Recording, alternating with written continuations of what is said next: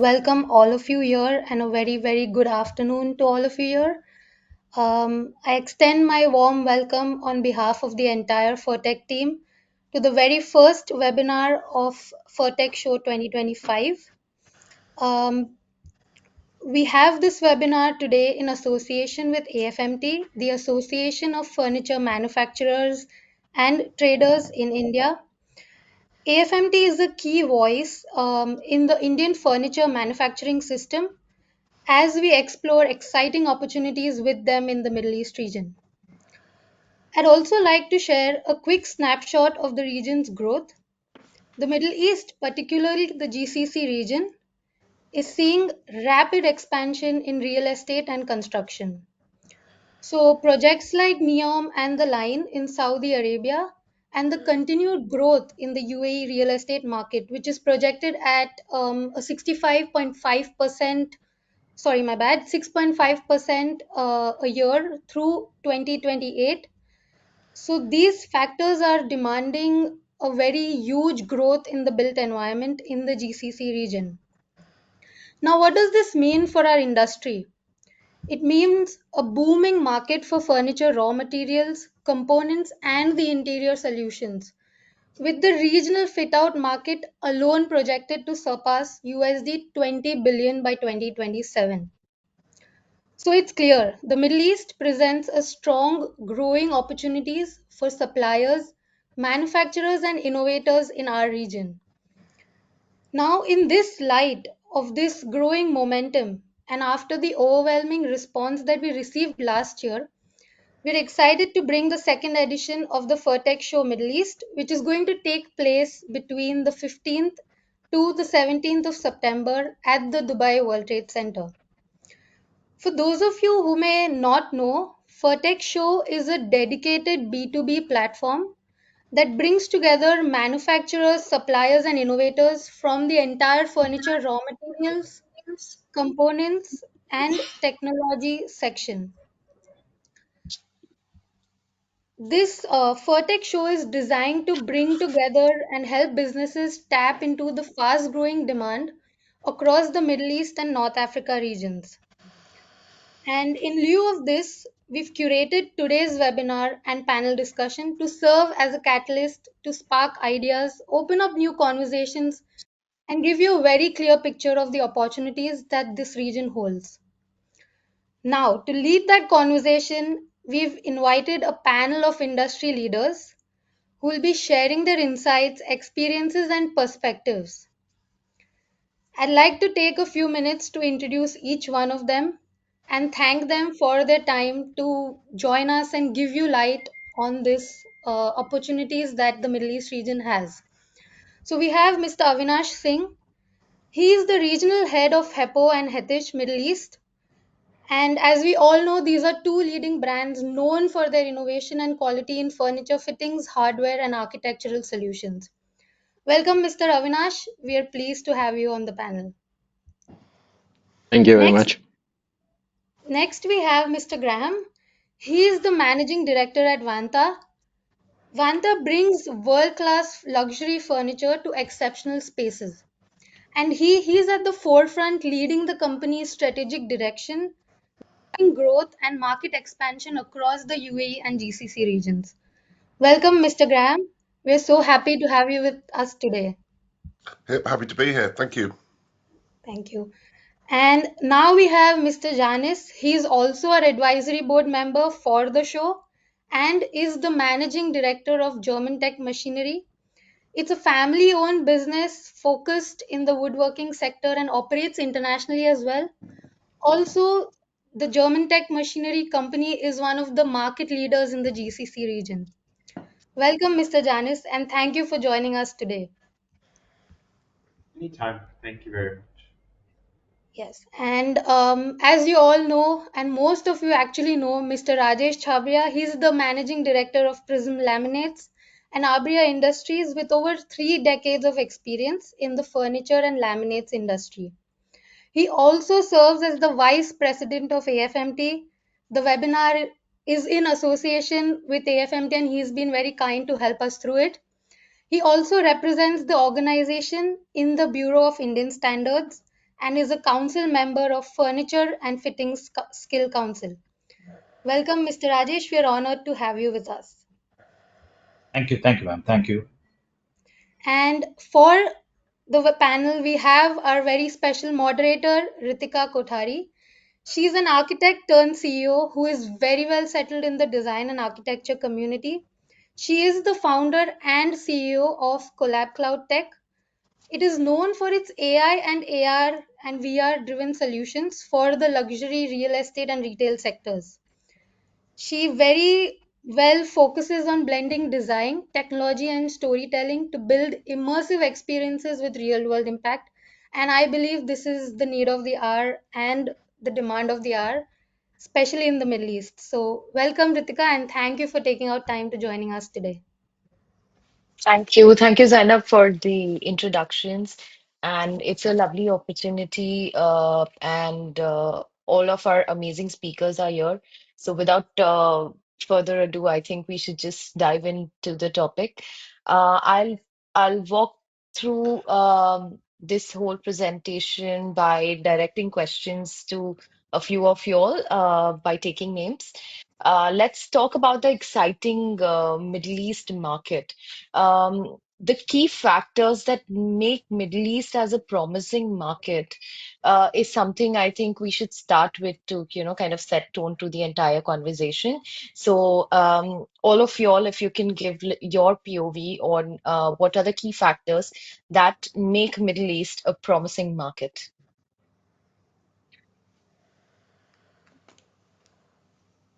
Should we start with Graham?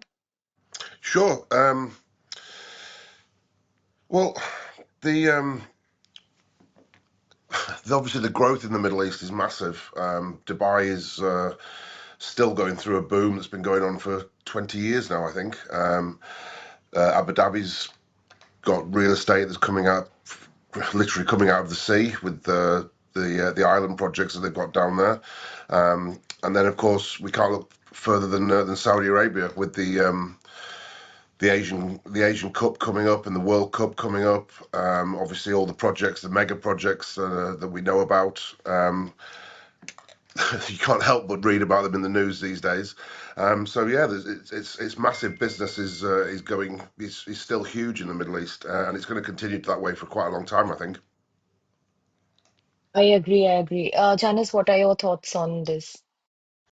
These projects are undoubtedly there, but in the past they were often sometimes sort of supplied internationally rather, and I think the trend is going towards that. I mean, we see that with Shoba, they're opening up their own production facility here, and more developers actually producing locally. And I think this is more or less the topic of the whole conversation. You know, how can mm, suppliers really benefit from this? I mean, we see that shift to just generally more localization and regional sourcing as well as manufacturing. And I think this is where us or as suppliers can mainly focus or benefit from. And I think this is a massive, other than all the projects that are in the market and the boom that's undoubtedly been going on, as Graham said. I mean, this is where the real opportunities lie at the moment. Yeah. Absolutely. Avinash and Rajesh, from an Indian perspective, we would like to know the same. How promising is the Middle East market? See, in the Mm. recent, we have seen the infrastructure boom, the rise in the hospitality and real estate, the design preferential shift, the proximity, and of course, the cost advantage from India. And Right.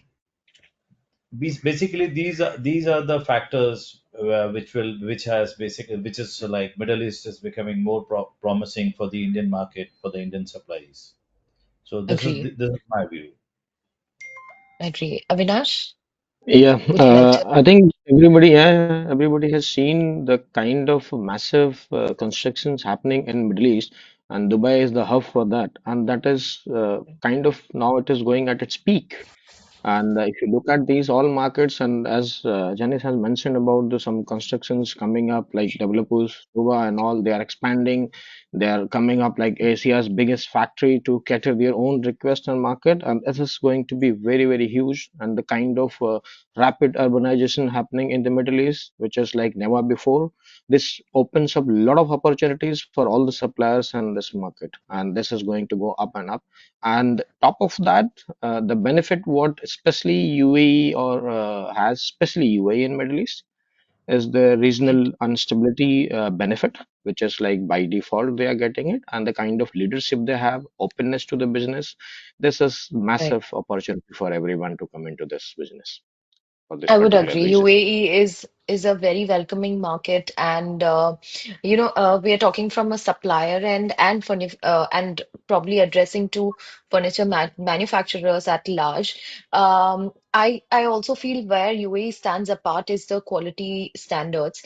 So my question is directed to Graham and Avinash, that what are the quality standards and certifications that are commonly required by furniture manufacturers to enter the Middle East region?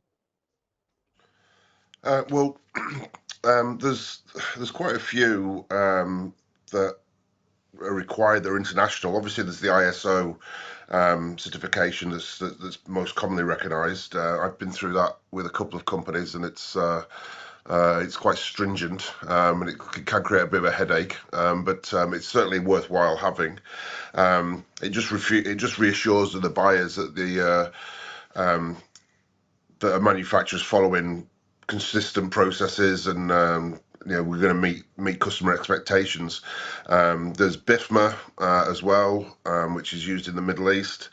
There's a lot of standards for there's BS British standards, and EN the European norms. There's ANSI from America as well. They're all involved with with ironmongery, which Avinash can probably speak to a little bit better. Yeah. Um, and Yeah, so there's quite a few that there's a lot more coming in now about sustainability as well, that we're always looking to stick to.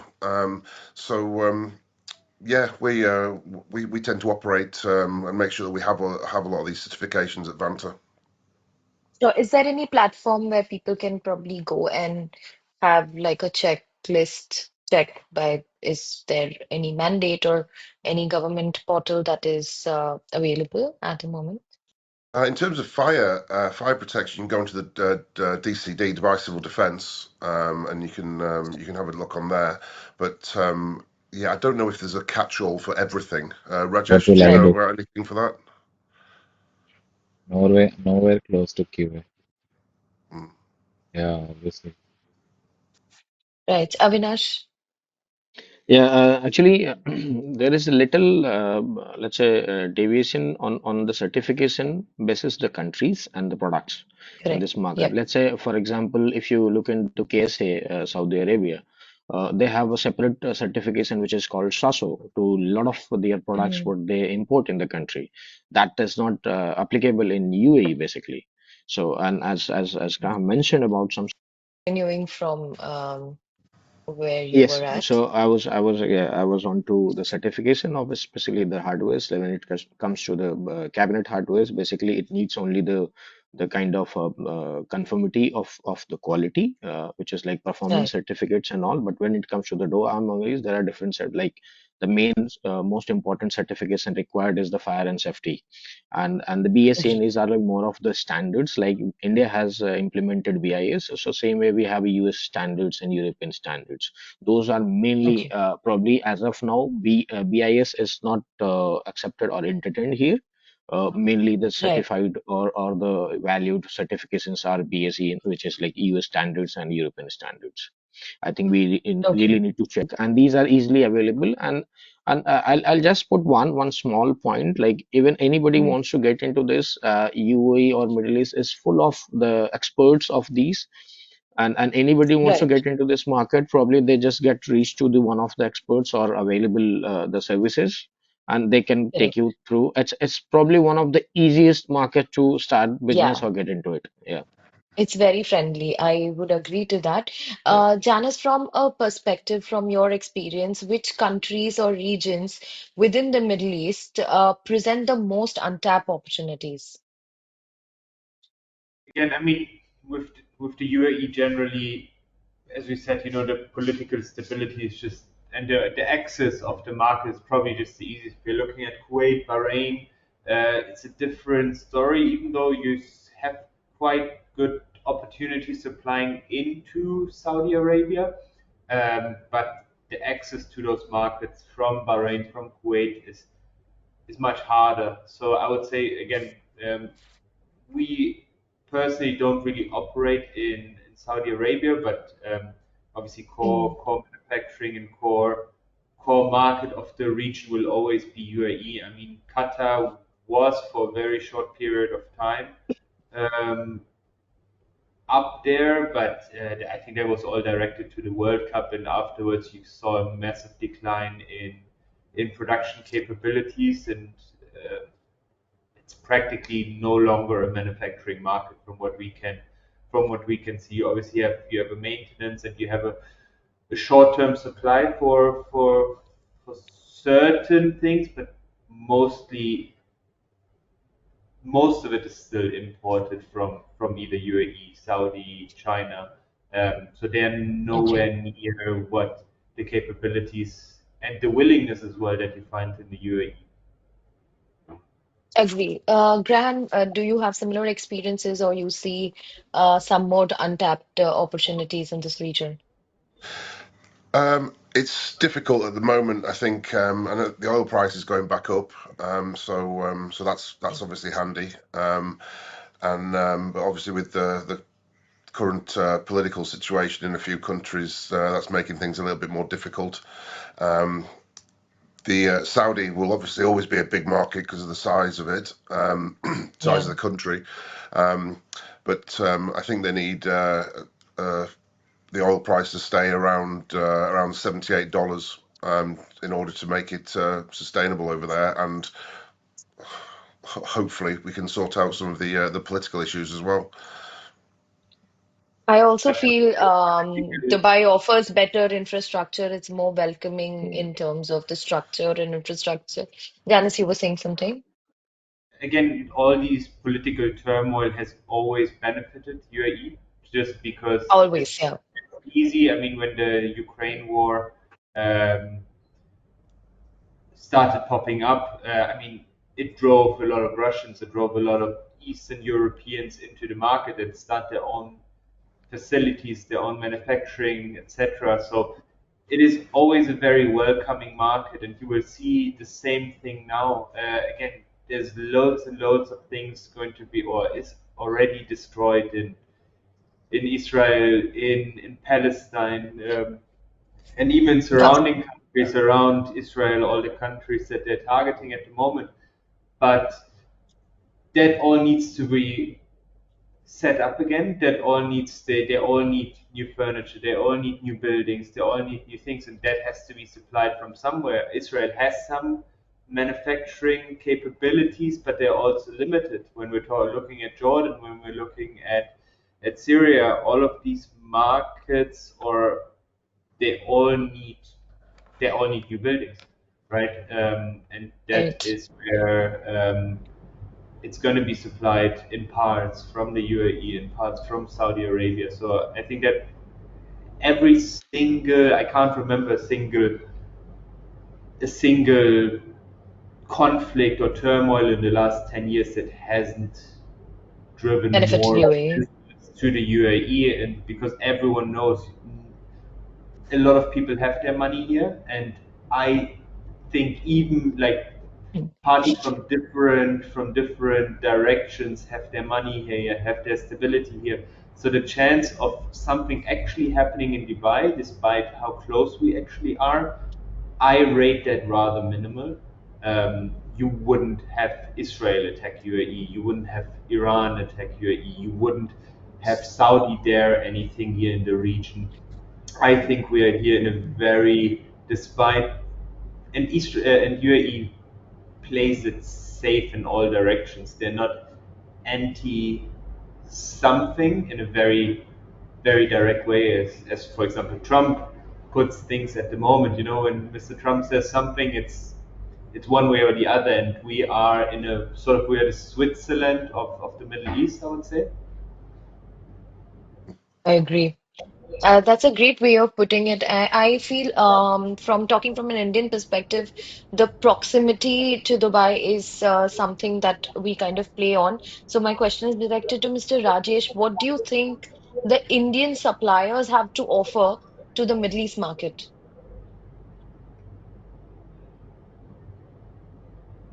The Indian suppliers basically they'll have to offer them the proper quality. They have to understand their requirement, and I think India is now capable in Right. producing the such products and supplying to these countries. Now Great. India has got Avinash, that capacities, that capabilities. right. Avinash, would you like to add to it?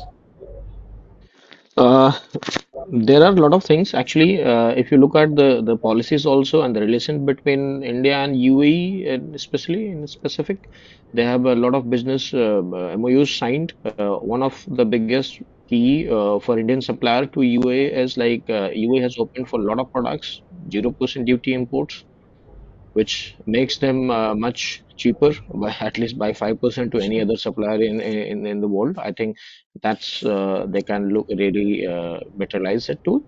And as Mr. Yeah. Rajesh clearly mentioned, as long as they are delivering quality, I think they have a lot to deliver to Middle East and UAE. Agree, agree. Graham, are there any government-backed trade initiatives or incentives that the supplier should be aware of when they're like exporting into the Middle East? Yeah, there's quite a few. There's the UAE ones and the Saudi ones are both aimed around 2030. There's the Dubai Industrial Strategy 2030, and then obviously Saudi Arabia's Vision 2030. Advantage. Um, and Yeah, I mean, like we discussed, it's very easy to set up companies in the UAE and to export to the Middle East now. There's free zones, as we know in Dubai, they're everywhere. One's particularly pertinent for Vanta, obviously Jebel Ali, and then the Dubai Design District. And there's obviously zero customs duties on exports, and you get full ownership of your company and tax exemptions. Um, and we're looking at setting up in Saudi Arabia as well, and that's been surprisingly easy. I was expecting it to be an awful lot worse, but it hasn't been too difficult to find office space and to get through the paperwork. I think one of the problems in Dubai at the moment is the lack of commercial real estate. Um, Agreed. they seem to be building a lot of residential, but there's problems for office space. I think I've read there's only something like 2 or 3% available in the market at the moment, which is obviously going to make it more difficult to set up. But I'm sure they're pretty smart in this part of the world at the moment. They know they need companies coming in, and they'll sort it out in the next few months, I imagine. Yeah, Avinash, same question if you have any inputs about government-backed trade initiatives or incentives. Government actually, it's not about incentive here. It is more of making the business ease here. They focus more on the Hmm. platforms what they provide you, as Graham mentioned about the trade-free zones and all. And not only that, here in this market, but in particular to UAE, they have opened up a lot of business categories to own 100% here, even outside the free zones. The government here in Right. Middle East focuses more on making the ease of any business owner. And as I mentioned in the beginning, Middle East in specific to UAE, like it's the easiest market to come up and start. And yes, the only thing I Sure. think everybody need to take care, especially in because I've been like I'm from India, so I know they should not take any shortcuts. So I that's something that's a red flag here. Yeah. Please avoid getting any kind of shortcuts. Yeah, that kind of directs me to my next question on how can Indian suppliers build long-term collaborations and joint ventures with manufacturers, designers, or distributors in this region? Rajesh, we will start with you and go to Janice and Avinash on this probably. Yeah. See, in continuation to the last question, what Avinash replied, in that I would like to continue. And this is relevant to this also because there are now schemes available, the state schemes are also available, wherein the government is supporting the exporters in the logistic front, uh, capital investments. So they should take their benefit and try to basically be competitive. Number one, now they should do their proper segmentation, market segmentation, focus on their basically sampling and catalogs. They should basically try to attend more trade fairs happening over there to understand the market. They should have their digital presence as well as they should basically again have basically partners and freight logistic. They should have they collaborate with the freight logistics so that they become viable when they sell the material in Middle East. Agree. Valid point, Janice, you want to add something? I'm through. Avinash, you can. Okay. Uh, I think there are a lot of to get into this because the key in this market is always something new ideas or something new because this market is very progressive and rather very fast. So if you had some new ideas, some new products, it is most welcome always. Probably this could be your first market where you can get into quick and get the partnership quick and take your product further and keep maintaining the quality and innovation into it always because Dubai and Middle East always welcome something which is first and fast and new, like nobody has it, and this market has a capability to pay also. So that's something like you can when you get into the purchasing power of the people. So I think Middle East is the one of the not one, rather I will say here you have the people who can buy anything at any price as long as the product gives you some value addition, something new or something which nobody has it. I True. think it's the Uh, uniqueness as well as the in general the requirement for quality. I mean, the demand for quality has always been high. The execution of quality is a different story. I mean, as we said, the entry barrier for any company to enter here is rather low. So it is, and once you enter, you will survive for a few months. You might survive for a few years, but in the end, you need very good quality to survive. But that is not something that is given. Again, if that company is in the market, they're 6 months old, and they deliver something that might not be up to that quality standard, it's still in the market. Their product is still in the market. So, as I said, the execution of quality, I think, is something that has been growing, but it hasn't been very high in parts of the manufacturing here locally, right? So it's growing, and the demand for quality is growing, but especially now with more, let's say, technology, with higher grade machines. Again, from our perspective, obviously dealing with the manufacturing facilities here in the UAE, the the willingness to invest also in the right or in higher technology machines is there, and that obviously benefits than the suppliers because the more technology I have in my machines, the higher consistency I require with my material, the higher quality I require with my material, and that just incentivizes sort of the bigger suppliers. If we talk now about Hettich or something, you know, you have standardized products, and these sort of macros that are required for manufacturing, they are as standard incorporated in our machines, and this is just something that is essential to make manufacturing easy. Yeah, and again, this is just something that we see that the willingness to invest into higher machines. Raising the quality that is executed in the market has just grown over the last few years excessively. That's a very fair point, Janice. And I would like, I mean, it's been a very interesting conversation. I'm sure the audience will have some questions. But before that, if I had to ask each one of you all, what advice would you give to first-time suppliers who are looking to enter the Middle East market? Would start with Graham. Well, a friend of mine a long time ago, he said if you're going to come over to any new market, you need the two P's, which is patience and Panadol.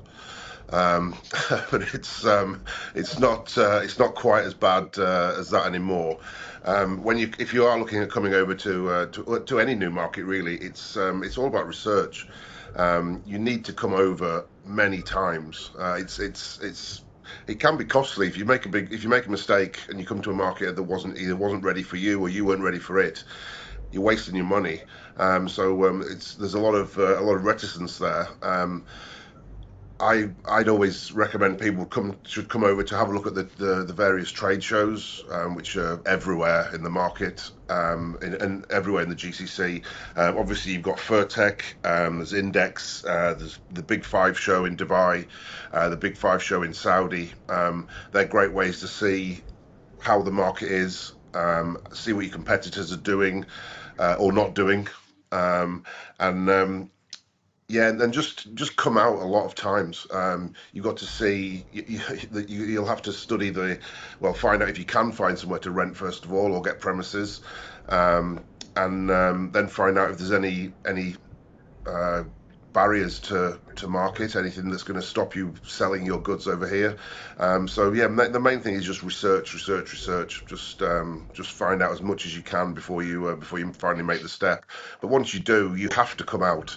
There's a lot of companies that try and do things with distributors, and what I've got absolutely no problem with distributors, but it's far better for the company just to stand on its own 2 feet and get an office in Dubai or in Saudi or in the UAE or in Qatar, as it shows the market that you've got a bit of commitment to it. It shows it shows your customers or potential customers that you're committing to the region. It shows the government and that you're committing to the region as well. Yeah, research and then finally make the leap and do it and come out yourself. Don't try and do everything from miles away through distributors. Absolutely agree with that point of view. Rajesh, would you like to give advice, particularly from an Indian context as well, because a lot of our audience is joining Yeah, from India the as well. Indian manufacturer, they should focus more on quality and deliver Agree. standard products. They should be very transparent and do their due diligence well in terms of the local government policies, proper segmentations, and if they take care of all these things, definitely this will be my advice to them. All right, Avinash. Yes, I have one. Maybe I can remind people nowadays. If you see, the electric vehicles are very popular, but that's not something very recent invention. So there has been already work done on this before, but it was kind of a failure.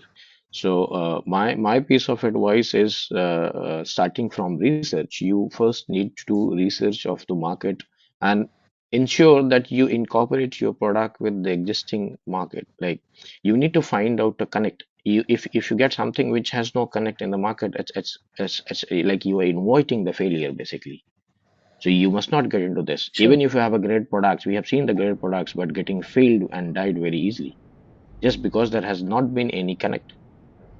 So you have a product, do For your the own research. audience, so, sorry, please continue. Okay. So I said you have a product. Please do your own research and get the connect and incorporate your product with the existing business, which you see the opportunity in the market, and nobody can stop you then from there. Great. If the audience has any questions, on your top right, you'll see three lines and there is a questions tab. You can drop the questions there, and Zainab can actually direct it to our panelists. Janice, your advice to anyone who is a first-time supplier looking to enter Middle East. And I think all of Graham, Rajesh, Avinash, they pretty much said it's all about research and then placing your product right. One thing that my father always used to say, you have three ways of making your product successful, right? You've got the aspect of quality, you have your aspect of price, you have your aspect of uniqueness. And ideally, in the best case scenario, your product has two of those three attributes. It can either be, let's say, cost effective and have a high quality, but it likely won't be very unique. You can have a unique product that is very high quality. It probably won't be very, let's say, commercially economical. At the same time, you can have, yeah. So it's having the right mixture of these three attributes that will hopefully get you the right product that is going to be required here in the market. Yeah.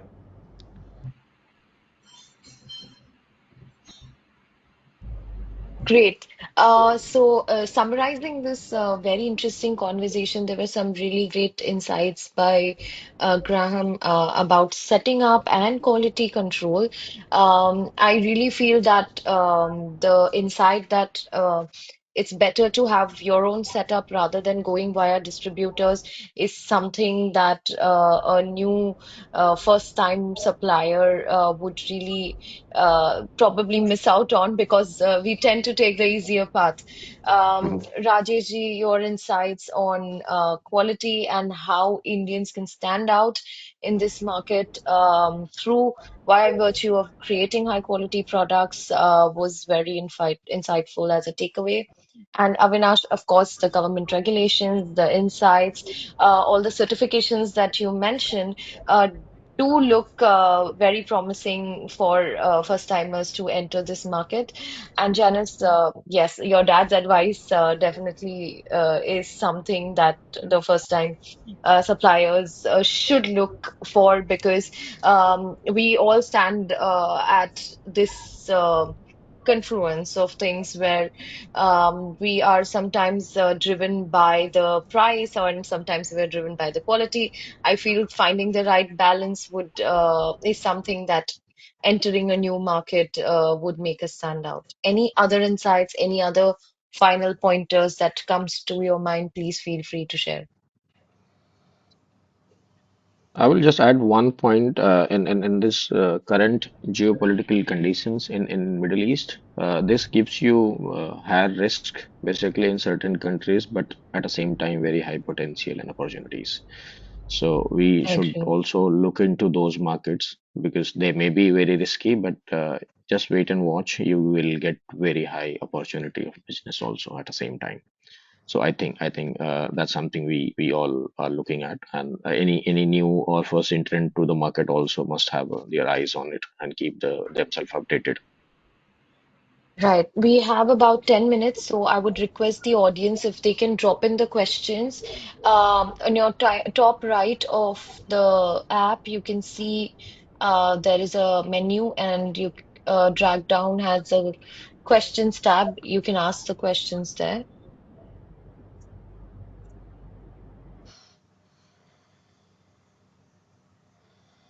Let's wait for a minute or two to check if there are any questions, and I'll hand it over to Zainab from you.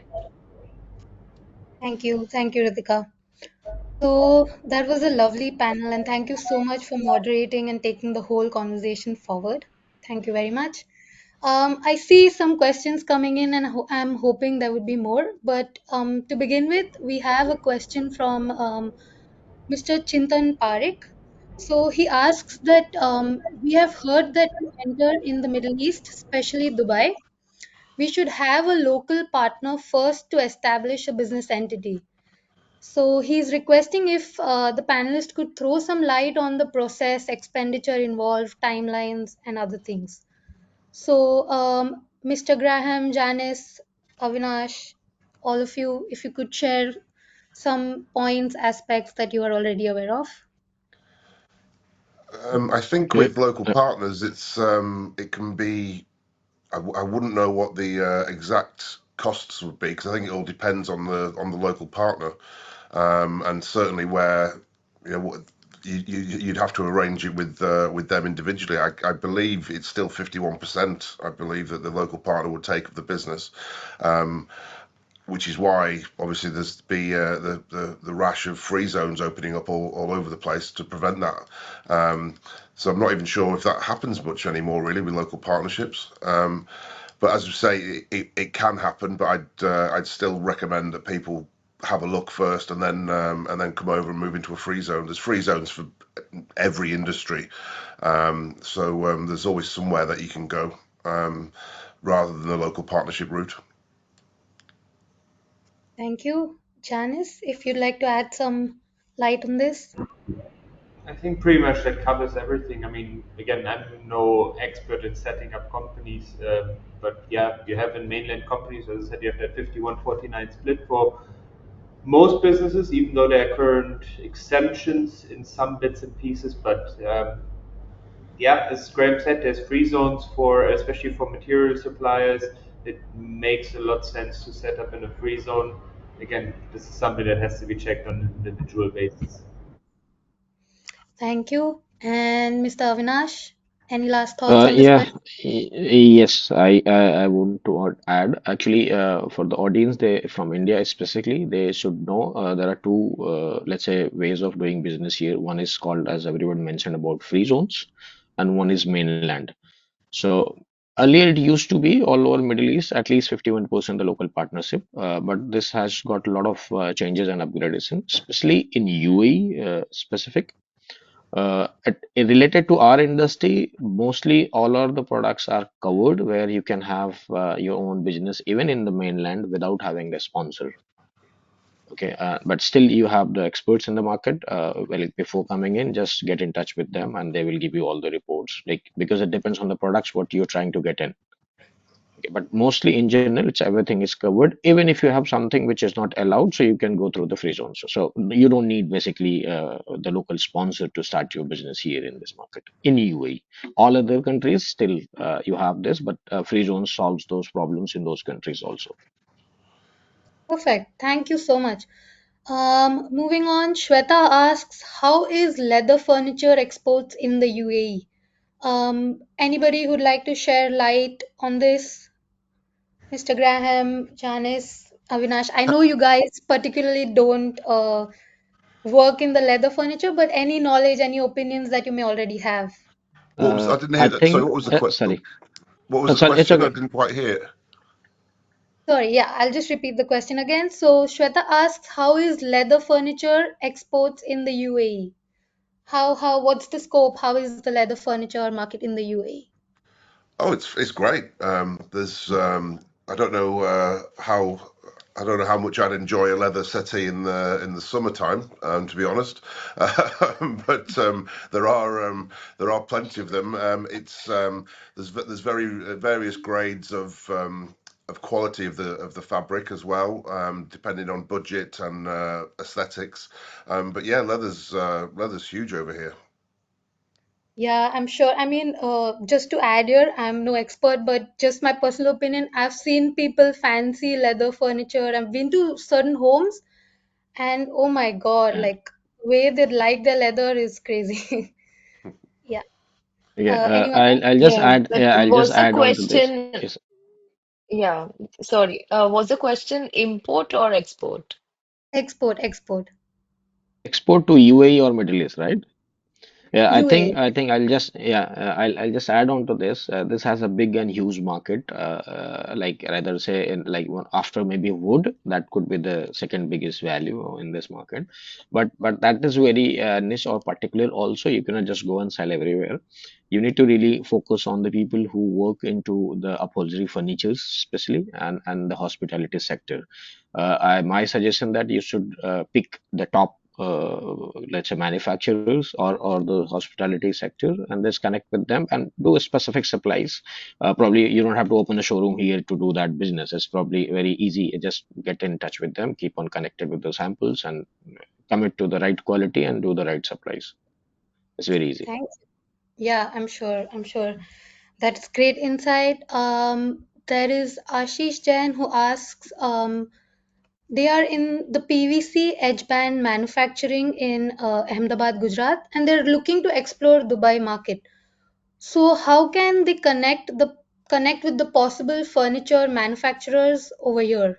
What could be the possible route for connecting with furniture manufacturers here for PVC edge band manufacturing? Is he specifies whether he wants to start business here or just only supplies? He's looking to explore opportunities in the Dubai market. So I think he has initial thoughts, but yeah, he would like some more information on how can he connect. Yes, Mr. Janis. I mean, generally, I mean, this is what exactly these trade shows, such as the Furtech, is for. I mean, this is exactly if they have an innovative product, if they have a good product, if they have a economical sort of product that can help local manufacturers, they're going to be at the trade shows, and that's probably the easiest way of reaching a lot of clients in a very short amount of time. Yeah. I agree. I agree. Yeah, that's exactly why Furtech Show was born to solve the problem of Yeah. having you guys connect and come together. So thank you, Mr. Janis. Anybody else like to add on this? I think you I know just need to a the right edge banding. platform. Yeah, I think continue, please.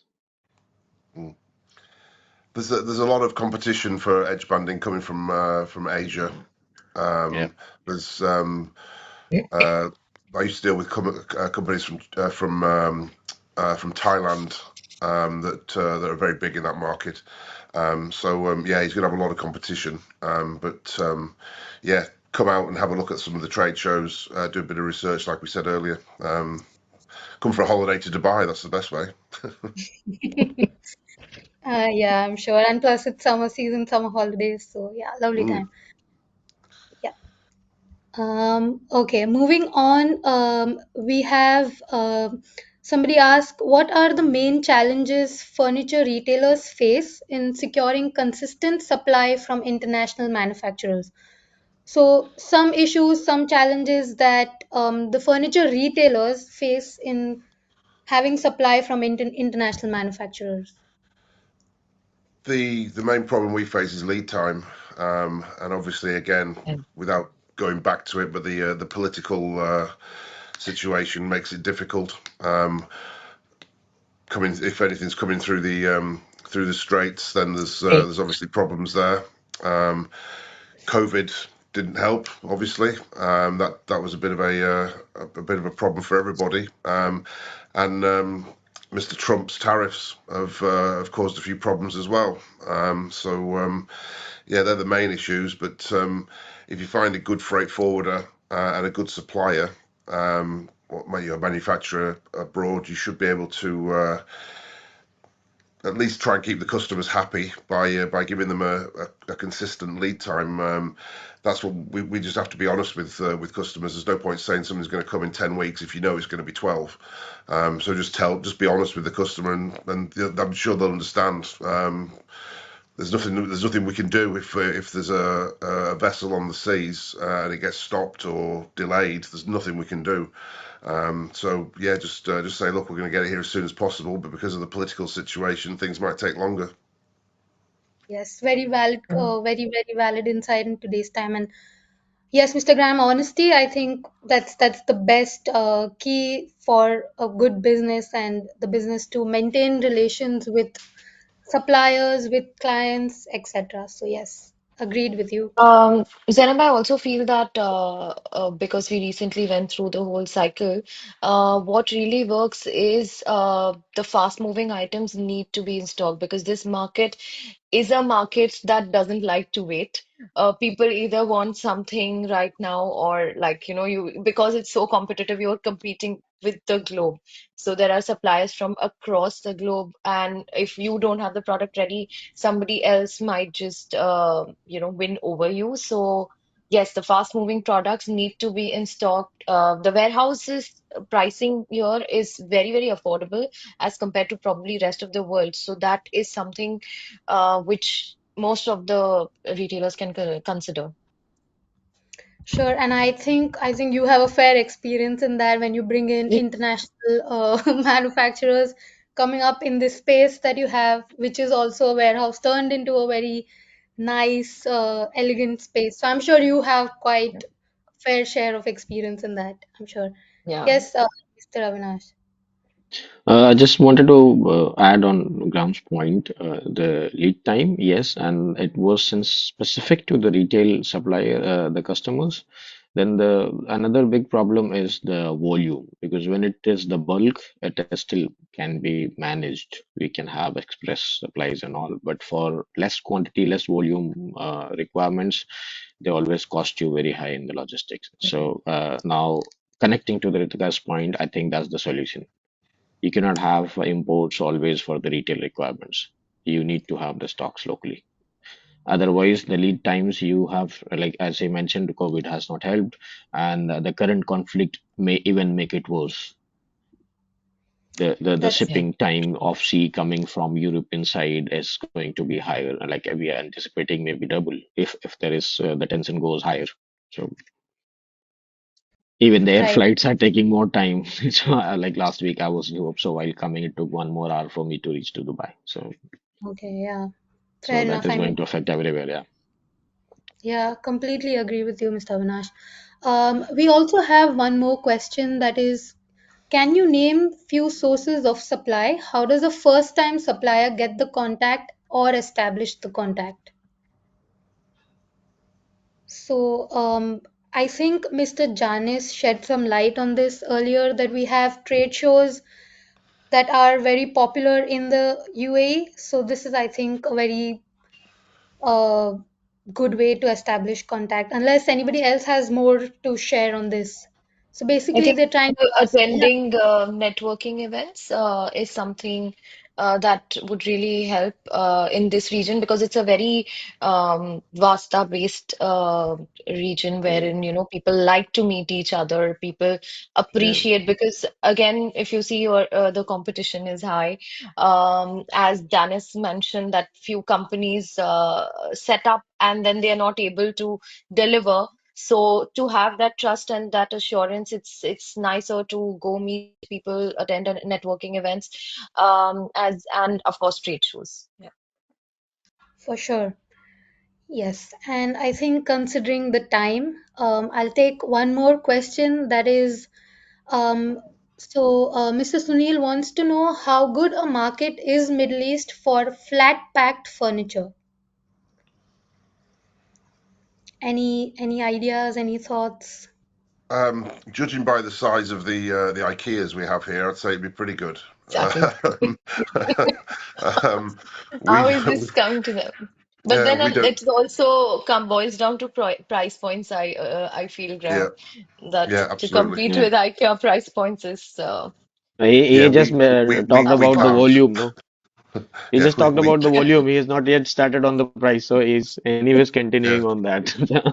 yeah. No, I think we he's don't getting compete there. with those. Unfortunately, our furniture's not flat packed, shall we say? Right. Okay, that I'll was, just add yeah, one point on this. Sorry, I think people from India they must look into this market, considering that this is one of the most open market for everyone. So first, when you look at this market, please look at your competition as Chinese suppliers first. So you need to, when you it comes to the price comparison, you have to compare with them because this is open for everyone. So Chinese are easily accessing this market. It's no restriction, let's say place or market, you can say. There's something they need to keep in their mind. I'm sure, I'm sure. And thank you for that point, Mr. Avinash. That's actually a very valid point, and that's something that we've also heard from our advisory board members that are advising the show that Chinese is a good is a great competition here for not just Indians but anybody looking to move businesses here or expand businesses here. So thank you for that. So coming to the end of the panel now, thank you very much to all our panelists for your great insights and lovely opinions and perspectives. And thank you so much, Ritika, for moderating this. It was really lovely to hear Pleasure. all of you. Before we close today's session, I just want to apologize for the technical glitch that happened for a few seconds. I hope you were all able to join back again together. And moving on, we're really happy to share a special offer exclusively for today's attendees that participated in the webinar. And in the spirit of collaboration, our entire Furtech team is happy to extend this offer to any of your friends or colleagues in the industry who are really interested in participating at Furtech Show. If you'd also like to learn more about the offer and the show or explore how you can participate, please feel free to reach out to our team, Mr. Adnan Petiwala, who's the project head, and Mr. Kunal Vaswani, who's the business development manager, whose contact details are shared on screen. So I'll give you like a few seconds if you'd like to note down or take a picture. Please feel free to reach out to them, and they'll also be in touch with all the attendees and the registered people to explore more opportunities. So we're really hoping to see many of you at the show. Okay, now, well, that brings us to the end of today's webinar. And on behalf of the entire Furtech team, I would like to extend a heartfelt thank you to all our esteemed panelists for sharing such valuable insights and perspectives. I'm sure your expertise and time has truly added depth to this discussion, and we're grateful for your time. We'd also like to thank the Association of Furniture Manufacturers and Traders in India who partnered with us to make this webinar possible. Thank you so much. Special thanks to Mr. Rajesh. Thank you for making this happen. Um, and finally, a big thank you to all our attendees for asking such beautiful, insightful questions. I hope you were able to find answers and learn about the opportunities that the Middle East has. Um, until next time, and thank you. And we hope to see you at Furtech Show 2025. Thank you very much, all of you. Thank you very much. Thank Welcome. you. Thank Thank you. you. Thank you, everyone.